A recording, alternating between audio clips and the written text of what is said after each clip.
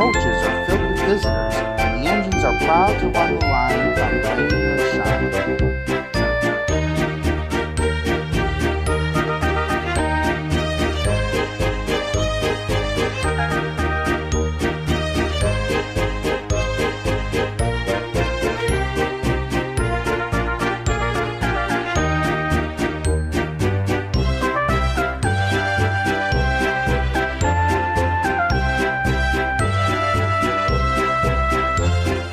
The engines will never let their passengers down, but they are old and they're tired and lazy. Their drivers understood this and they spoke kindly to them. There's more than enough work for both of you on this railway. The manager is sending 2 more engines to help us run the line. Skarloey and Rheneas were pleased with this news and promised to give the new engines a big welcome.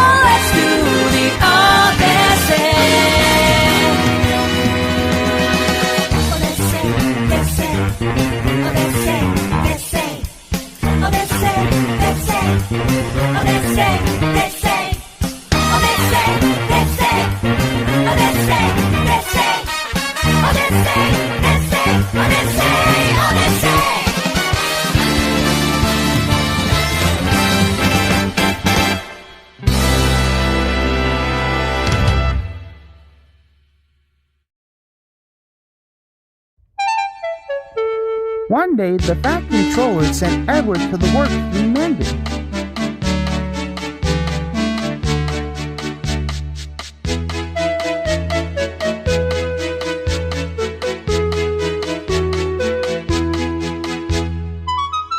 Near the workstation, Edward noticed a narrow-gauge engine standing in an open-sided shed. It's Skarloey. What's he doing here? He remembered Skarloey and his brother Rheneas, because in the old days he had often brought passengers who wanted to travel up to the lake in their little train.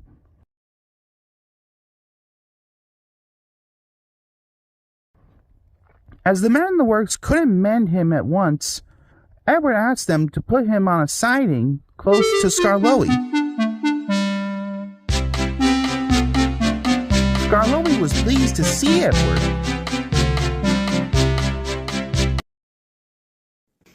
The owner just bought 2 more engines. He told me I was such an old engine and the server goes west. He gave me this shed so that I could see everything and not be lonely. But I am lonely all the same. I miss Rheneas very much. Yesterday, one of the new engines pushed him on a truck, and now he's going to be mended. Don't worry, Skarloey. I will be back soon.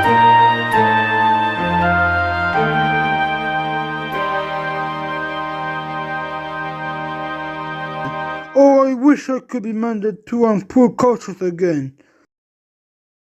Every coach has got names? Oh yes, there's Agnes, Ruth, Gemina, Lucy, and Beatrice. Agnes is proud. Here are coaches for first-class passengers. She pity Ruth, Gemina, and Lucy, who are third class with bare boys, but all 4 often scoff at Beatrice. The reason is because Beatrice often smells like fish and cheese.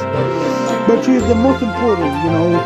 She has a little window through which the guard sells tickets. I sometimes leave the others behind, but I always take Bertram. You must have tickets in a guard, you know. Of course. Ronnie and I used to take turns pulling the trains.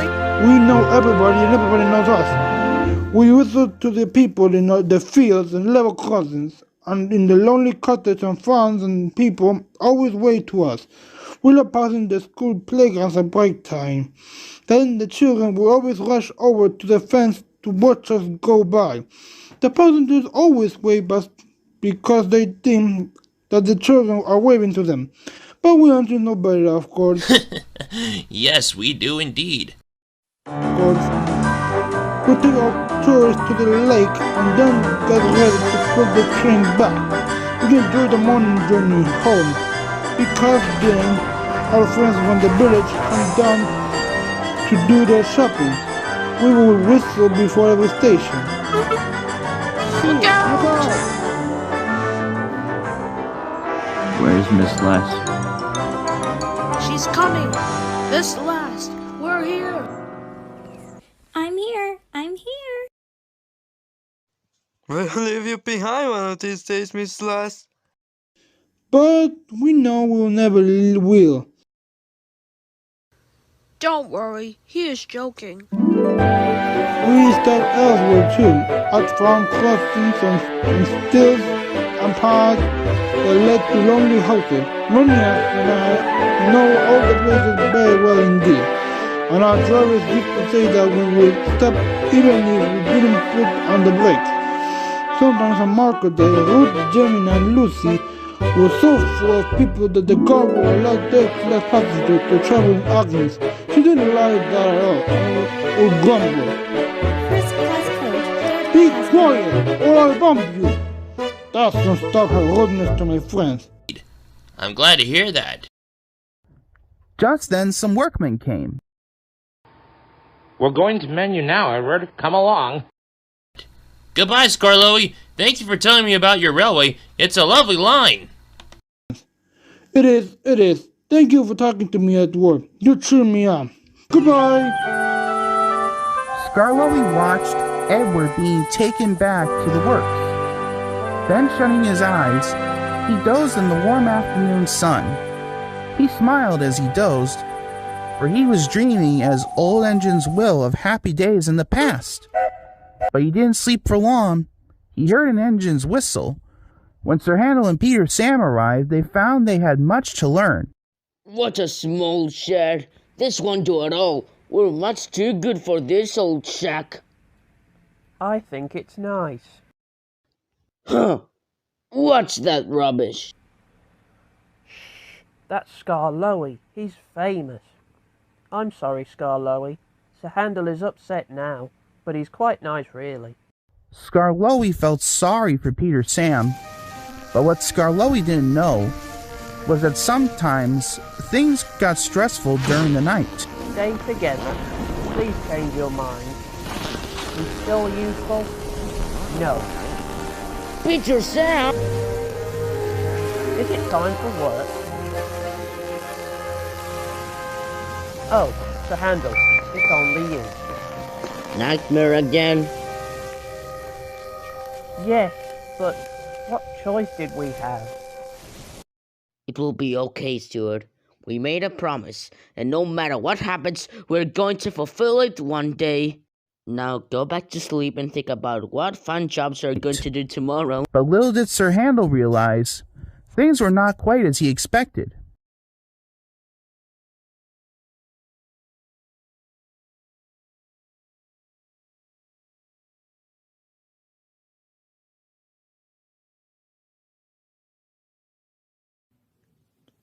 Now, Sir Handel, we'll get you ready. I'm tired. Let Peter Sam go. He'd love it. Nope. Owner's orders. You're first. Are you sure I'm not up first? No, you aren't going today. I heard you and Sir Handel are going to take turns each day, like Renes and I have done in the past. Okay, Skarloey. Oh well, I suppose I must. When his driver arrived, Sir Handel puffed away to fetch his coaches. He didn't like the look of them at all. Whatever next. Those aren't coaches, they're cattle trucks. Ooh, what a hard engine! It's not what I'm used to.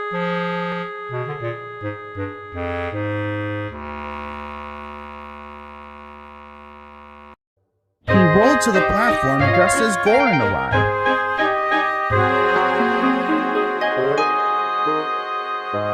Hello, who are you? I'm Gordon. Who are you? I'm Sir Handel. I've heard of you. You're an express engine. So am I, but I'm used to buggy coaches, not these cattle trucks. Do you have any buggy coaches? I say you do. We must have a chat. Sorry I can't stop. We must keep time, you know. Gordon was speechless. Come along, come along.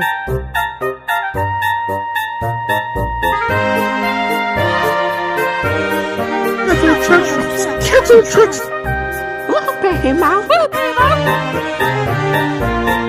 Presently, they stopped at a station. The line curved here and began to climb. It wasn't very steep, but the day was misty and the rails were slippery. Hold on back. Hold back! Can coaches quack, Ruth? I don't think so. No, Jemima. Go back. We're going back? But we've only just arrived. No, hold back, please. Oh, I see. We have to hold back. Why didn't you say so? Come on, get Jemima a hearing aid. Hold back, Beatrice. You want some song lyrics? I didn't know you could sing, Lucy. Ugh, no. I was talking to Beatrice. Okay, let's do it. The coaches carried on giggling as Sir Handel started, and their couplings tightened. Come on! Poor Sir Handel kept slipping on the greasy rails. Come on! His wheels were spinning, and the coaches pulled him back. I can't do it! I can't do it! I'm used to sensible buggy coaches, not these cattle trucks. And the train stopped on the hill beyond the station. The guard came up.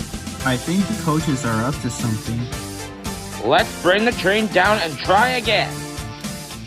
So that's what they did. The train was brought to a level piece of line to give Sir Handel a good start.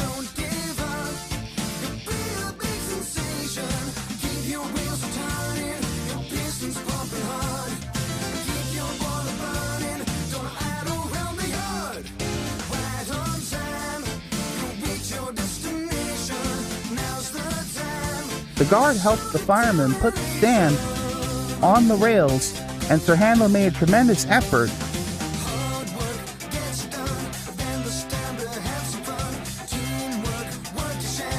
The coaches tried hard to drag him back, but he puffed and pulled so hard they were soon over the top and away on their journey.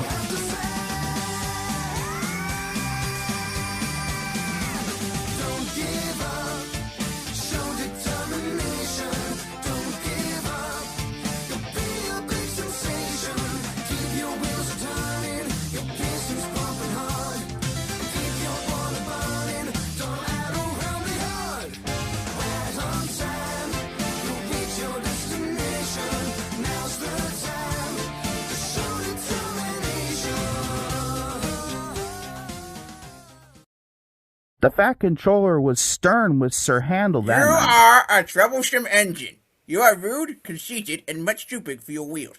Next time, I shall punish you severely.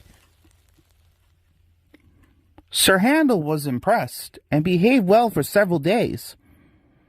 But then things had gone wrong again. Peter Sam had yet another nightmare, worse than the previous ones, and he was stressed the following day. It will be all right, Peter Sam. I promise you. What What if it's too late? Easy now. Think about going your passenger run today. You always love that now, don't you? Oh dear, Peter Sam. I think you should stay here today. Sir Handel, you'll have to go. But, Peter Sam... No buts. Peter Sam needs his rest. You get to work now. Fine. Just remember, if Peter Sam's in worse shape when I get back, you're to blame, not me. Do you wish to talk about your nightmare, Peter Sam? No. Sir Handel was still cross when they reached the top station. He was hoping for a rest, but his driver thought otherwise. We'll leave the coaches now and fetch some trucks from the quarry. Trucks? Trucks? Yes, trucks. I won't, so there! Sir Handel jerked forward. Sir Handel was about to cause a great deal of trouble. So you... They telephoned the Fat Controller. He came up at once with Peter Sam and brought some workmen in a truck.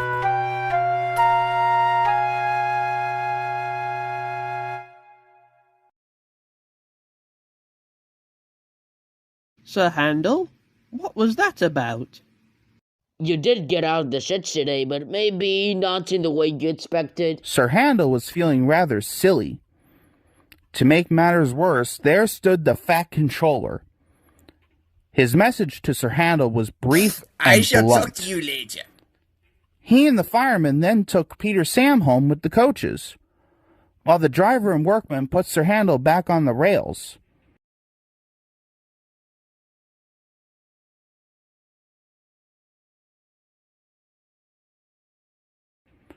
Sir Handel didn't feel so pleased with himself when he called home and found the Fat Controller waiting for him.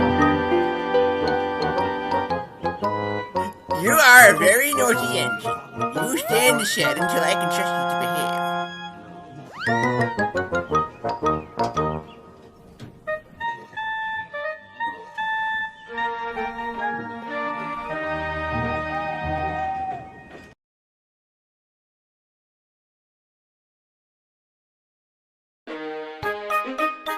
Peter Sam was now busier than ever. He had to do Sir Handel's work as well as his own. He was very excited, and the fireman found him hard to handle. Sober up, can't you? I'm going to do this all by myself. I can't believe it. Just me, the coaches, and the passengers. For who knows how long. It's going to be great. Anyone would think he wanted to work. All respectable engines do. I wish I could work myself. Oh, don't mind Sir Handel, Skarloey. He's just jealous he can't get out of the sheds for a while.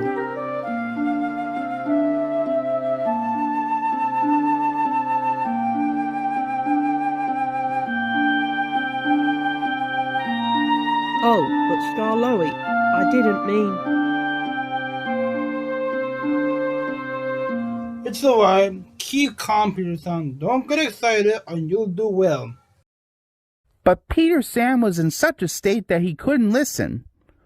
When his driver came, Peter Sam ran along to fetch the coaches, leaving Sir Handel and Skarloey alone.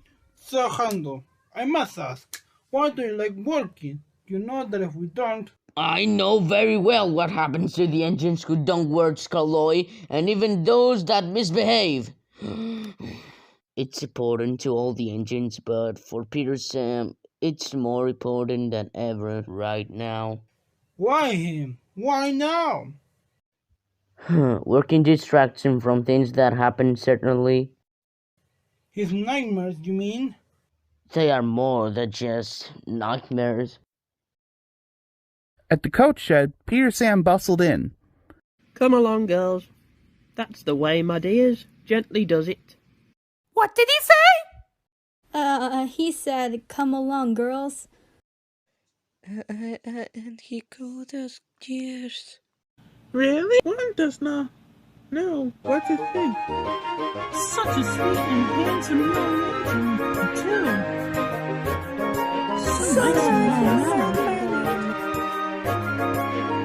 Wow, I want to go out with them more. And they tittered happily together as they followed Peter Sam.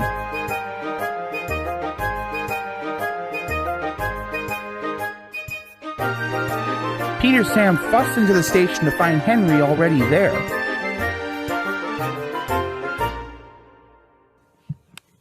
This won't do, youngster.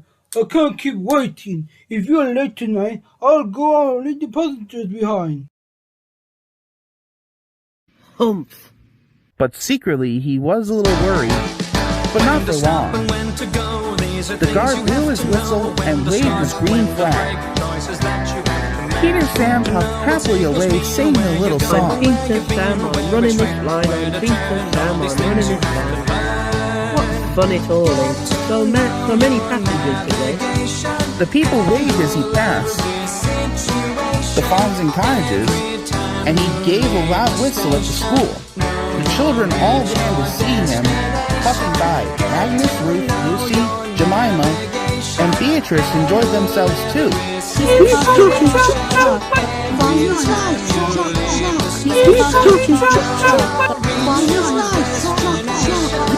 The coaches were growing very fond of Peter Sam. Every afternoon they had to wait an hour at the station by the lake. The driver, fireman, and the guard usually bought something from the refreshment lady and went and sat in Beatrice. The refreshment lady always came home on this train. At last the waiting was over. Peter Sam was sizzling with impatience. Hurry up, please. The passengers came strolling back to the station. How awful if we miss Henry's train. The last passengers arrived, the guard was ready with his flag and whistle. The refreshment lady walked across the platform. Then, it happened. No one quite knows what happened next. The guard says that Peter Sam was too impatient. Peter Sam says he was sure he heard a whistle. Anyway, he started. Come quickly, come quickly. Stop!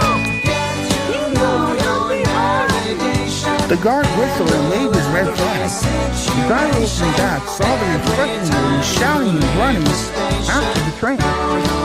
Peter Sam quickly stopped the train. What? You'll miss Henry. The refreshment lady climbed into Beatrice, and they started again. Peter Sam didn't sing anymore. Instead, he hurried along the line as fast as his wheels and his driver would let him. You will get there anytime.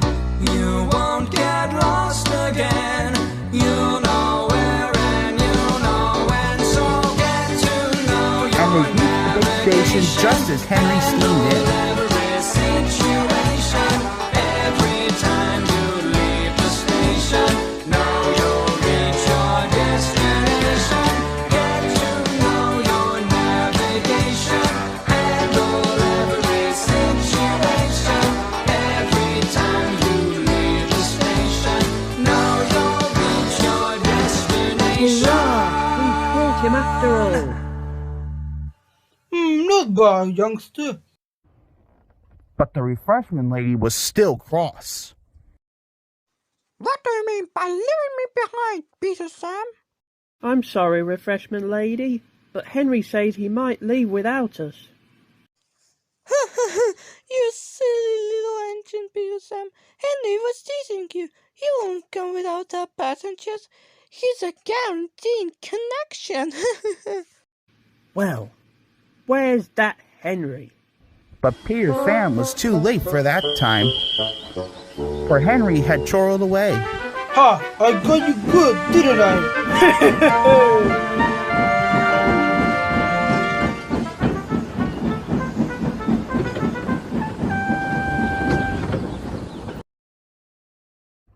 That evening, Peter Sam told Sir Handel everything. You did very well, Peter Sam. Had Henry not tricked you like that, you could have gotten everything perfect. You sure, Sir Handel? I know so. You're so good with the passengers and the coaches. I heard the coaches complimenting you as you departed this morning, Peter Sam. They really adore you. Oh, I picked up some tricks here and there. Thanks, you two. With that, the trio happily fell asleep.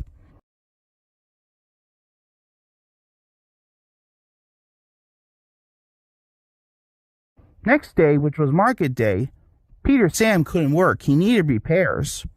Sir Handel was glad to come out. Rest up, Peter Sam. You'll be back on your wheels in no time. Thanks, Sir Handel. Hey, Skarloey, why don't you tell him one of your stories? Sounds good to me. Did I ever tell you the story of when I was young, that I was on a broken bridge and was scared to cross after it was mended? I don't think so. While on his run, Sir Handel tried to be kind, but the coaches didn't trust him. They were awkward and rude. He even sang them little songs, but it was no use. It was most unfortunate to that Sir Handel had to check suddenly to avoid running over some sheep.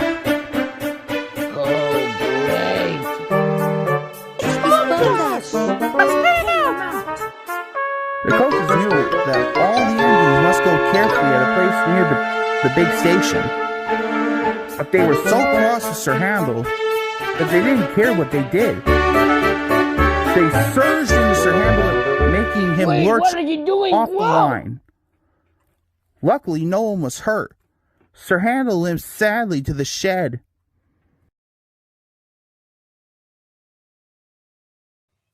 And then René got his captain after he rescued me. Oh, great. Oh, Sir Handel. Are you okay? Those stupid coaches bumped me. I tried to be kind, but when I tried to avoid the sheep, no, they had to get me back. The Fat Controller and Line Manager both inspected the damage. No more work for you today. What are those coaches? We must take the village people home and fetch the tourists. All without an engine. What about me, sir? Skarloey, can you do it? I'll try. Peter Sam, why did you recount what I told you so far to Sir Handel? Sure thing. So the bridge used to be made of wood before they changed it to iron? The coaches stood at the platform just as Skarloey advanced on them. I'm ashamed of you all. Such behavior. You might have well hurt your passengers, or murdered they too. We're so sorry, Skarloey. We didn't think. Is that Sir Handel? He's... No bats, no tails. I won't have it. And don't you dare try any tricks on me. No, Skarloey. Oh, of course not, Skarloey. Skarloey might be old and have dirty paint, but he was certainly an engine that would stand no nonsense. His friends crowded round, and the guard had to shove them all away before they could start.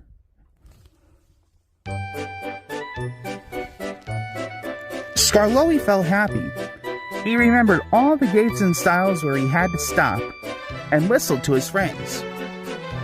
The sun shone, the rails were dry. This is lovely. But presently they began to climb, and Skarloey felt short of steam.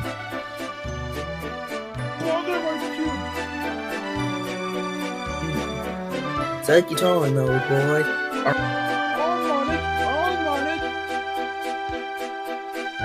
And pausing for breath at stations, he gallantly struggled on. After a rest at the top stations, Skarloey was ready to start. We put it downhill.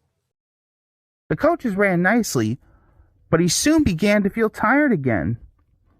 His springs were weak, and the rail joints jarred his wheels.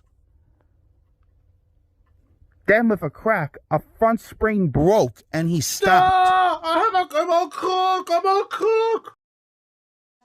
That's on it. We'll need a bus now for our passengers. No, I'll be ashamed to have a bus taking my passengers. Let's get their home or birth.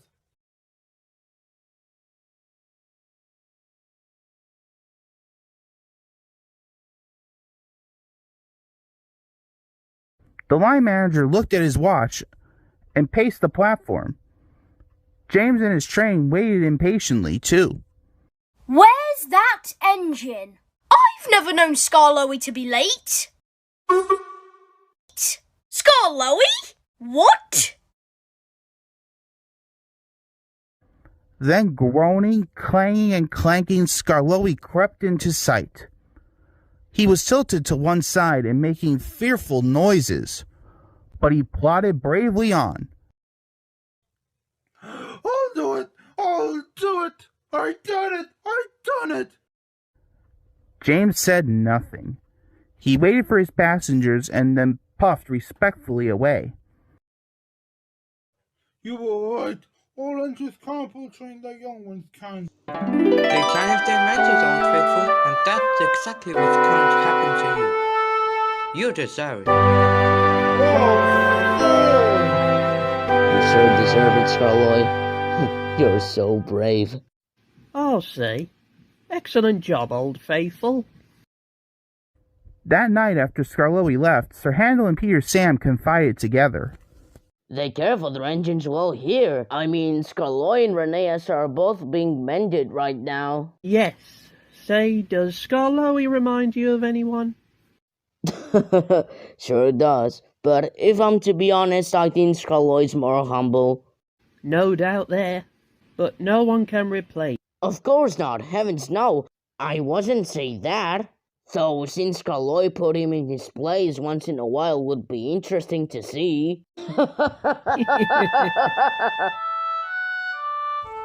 Sir Handel is longing for Skarloey to come back. He thinks Skarloey is one of the best engines in the world.